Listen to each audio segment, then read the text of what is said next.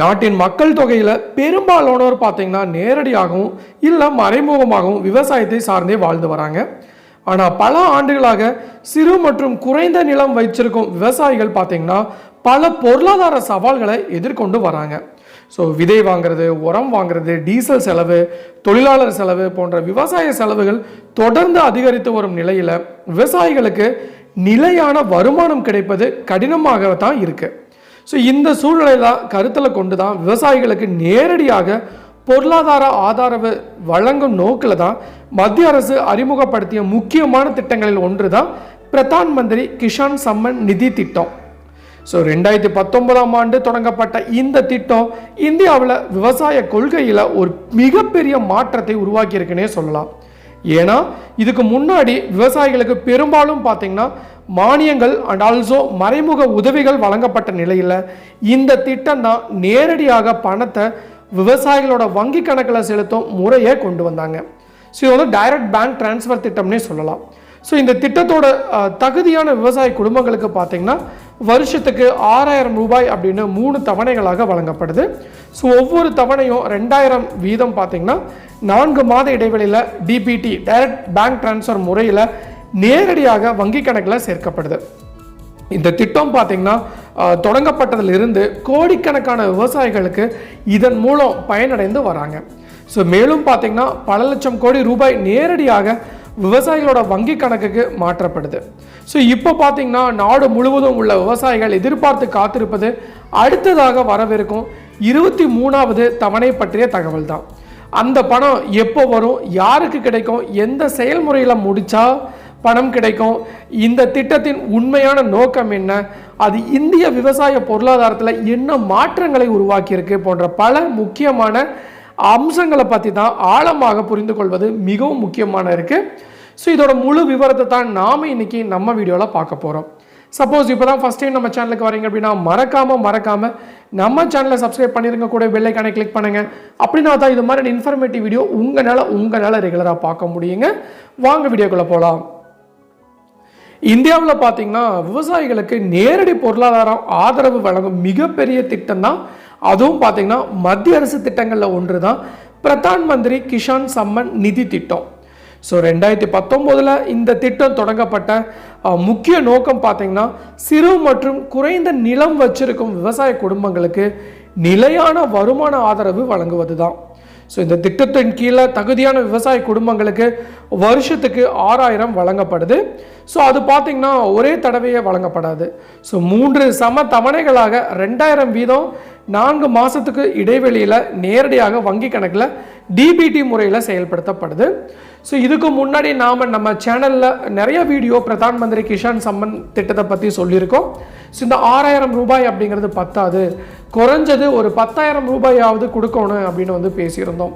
ஏன்னா 6000 ரூபாய் அப்படிங்கிறது 2019ஆம் ஆண்டு தொடங்கப்பட்டதுனால ஸோ அப்போதைய அந்த செலவுகள் வீதம் பார்க்கும்போது 6000 ரூபாய் அப்படிங்கிறது ஓகேவா இருந்துச்சு வருஷத்துக்கு. ஸோ ஆனால் இப்போது அந்த விவசாயத்துடைய விலைகள் எல்லாமே வந்து அதிகமாயிருச்சு. ஸோ உரம் அதிகமாயிருச்சு, பூச்சிக்கொல்லி மருந்து வாங்கின அதிகமாயிருச்சு, டிராக்டர் செலவு அதிகமாயிருச்சு, டீசல் அதிகமாயிருச்சு, டெய்லி வேஜஸ் லேபருடைய கூலிகள் வந்து அதிகமாயிருச்சு. ஸோ அப்படி இருக்கும்போது இன்னும் அந்த 6000 ரூபாய் அப்படிங்கிறது ரொம்ப கம்மியான அமௌண்ட் தான் அப்படின்னு வந்து மக்களால் பார்க்கப்படுதுங்க. ஸோ அப்போது அதனால் வந்து அந்த 6000 ரூபாய் அப்படிங்கிறது ஒரு 10,000 ரூபாயாக மாற்றினால் மட்டும்தான் அதுக்கான விவசாயத்திற்கான ஒரு ப்ராப்பரான கொள்கைகள் வந்து சரியாக பண்ண முடியும். சப்போஸ் மழை ஏமாத்தினாலும் சரி, மழை அதிகமாக பெஞ்சாலும் சரி, அந்த விவசாயத்தினால ஏற்படக்கூடிய அந்த லாஸை வந்து ஓரளவுக்கு சரி கட்ட முடியும் அப்படின்னு மக்கள் அனைவருமே ஃபீல் பண்ணுறாங்க.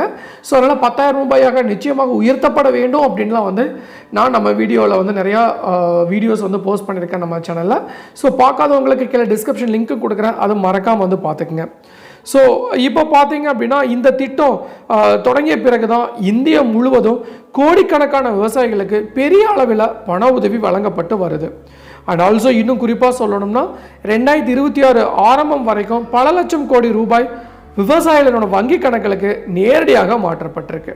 ஸோ இப்போ லேட்டஸ்டான அப்டேட் படி பார்த்தீங்கன்னா 22வது தவணை 13ஆம் தேதி மார்ச் 26 அன்னைக்கு வெளியிடப்பட்டு சுமார் 9.3 கோடி விவசாயிகளுக்கு கணக்குகளில் 18,000 கோடிகளுக்கு அதிகமான தொகையை டைரக்ட் பேங்க் டிரான்ஸ்ஃபர் மூலமாக அனுப்பப்பட்டது. ஸோ நெக்ஸ்ட்டு பார்த்தீங்கன்னா இதற்கு பிறகு தான் அடுத்ததாக வரவிருக்கும் 23வது தவணையாக நாடு முழுவதும் உள்ள விவசாயிகளை எதிர்பார்த்து காத்திருக்காங்க, எப்போ வரும் அப்படின்ட்டு. ஸோ இப்போ தேர்தல் வரப்போகிற சூழ்நிலையில் ஒரு 5 மாநிலங்களுக்கு, ஸோ அந்த 5 மாநிலங்களுக்கு தேர்தலுக்கு முன்னாடியே அந்த 2000 ரூபாய் வரதுக்கான வாய்ப்புகள் இருக்குது அப்படின்னு வந்து சொல்லியிருக்காங்க. பட் அது வந்து ஒரு அதிகாரப்பூர்வ அறிவிப்பு கிடையாது. But according to as per norms பார்த்தீங்கன்னா அரசின் வழக்கமான தவணை சுழற்சிப்படி பணம் வந்து பார்த்தீங்கன்னா 4 மாதத்துக்கு ஒரு முறை வழங்கப்படுவதால் 23வது தவணை பொதுவாக பார்த்தீங்கன்னா 2026 ஜூன் இல்லை ஜூலை மாதம் பகுதியில் வர வாய்ப்பு இருப்பதாக பல தகவல்கள் தெரிவிக்கிறாங்க. ஸோ அதாவது பார்த்தீங்கன்னா முந்தைய மார்ச் தவணைக்கு பிறகு அடுத்த கட்ட பணம் அந்த கால பகுதியில் வங்கி கணக்குகளில் சேரும் அப்படின்னு எதிர்பார்க்கப்படுது. ஸோ இந்த தவணை கிடைக்க வேண்டும்னா சில முக்கிய செயல்முறைகளாக கட்டாயமாக நிறைவு செய்யப்பட வேண்டும் சொல்லியிருக்காங்க.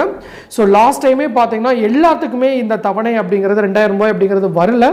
என்ன ரீசன் பார்த்தீங்கன்னா அவங்க கேஒய்சியில் வந்து அப்டேட் பண்ணாமல் இருக்காங்க, அவங்களுடைய ஆதார் எண் வந்து பேங்க் பாஸ்புக்கோட லிங்க் ஆகலை, and also PAN card link ஆகலை அப்படின்னு பல திங்ஸை வந்து உள்ளே ஃபோக்கஸ் பண்ணி அதை வந்து செக்ரிகேட் பண்ணி அதை வந்து ஹோல்டிங்கில் வச்சுருக்காங்க.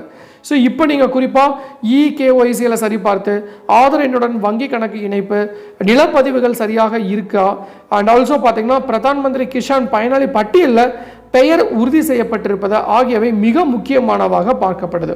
ஸோ இந்த 4 கண்டிஷன்ஸை நீங்கள் வந்து ப்ராப்பராக செக் பண்ணிங்கன்னா மட்டும்தான் உங்களுக்கான அந்த ஹோல்டிங் அமௌண்ட்டும் வரும், அண்ட் ஆல்சோ அப்கமிங் 23வது தவணையும் உங்களுக்கு நிச்சயமாக உறுதியாக வரும். பல விவசாயிகளுக்கு பார்த்தீங்கன்னா பணம் வராததுக்கு முக்கிய காரணமே பார்த்தீங்கன்னா கேஒய்சி முடிக்காதது தான். ஸோ வங்கி கணக்கு பிழை, ஆதார் இணைப்பு இல்லாமல் அல்லது நில உரிமை பதிவுகளில் முரண்பாடு போன்றவை அடிக்கடி காணப்படுது. ஸோ இந்த திட்டத்தோட வரலாறு பார்த்தா இந்தியாவில் விவசாயிகளுக்கு நேரடியாக பண உதவி வழங்கும் மிகப்பெரிய தேசிய திட்டமாகவும் உருவாயிருக்கு. ஸோ முன்னாடி பார்த்தீங்கன்னா விவசாயிகளுக்கு பெரும்பாலும் மானியம், உரம், விதை, மின்சாரம் போன்ற மறைமுக உதவிகள் வழங்கப்படுது.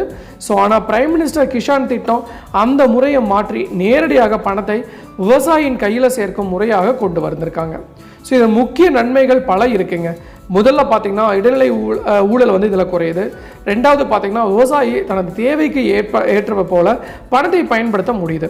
ஸோ மூன்றாவது பார்த்தீங்கன்னா சிறிய அளவிலான விவசாயிகளுக்கு விதை, உரம், டீசல் போன்ற விவசாய செலவுகளுக்கு உடனடியாக உதவியும் கிடைக்குங்க. பல கிராமங்களில் இந்த 2000 கூட விவசாயியின் தினசரி செலவுகளுக்கு ஒரு ஆதரவாக செயல்படுது அப்படிங்கிறதா முக்கியமான கேஸ் ஸ்டடியாக பார்க்கப்படுது. ஸோ குறிப்பாக பார்த்தீங்கன்னா சிறிய நிலம் வச்சிருக்கும் விவசாயம் விதை வாங்குவது, சிறிய கருவிகள் வாங்குவது, அல்லைன்னா குடும்ப செலவுகளை சமாளிப்பது போன்றவற்றுக்கு இந்த தொகை பயன்படுத்துகிறாங்க.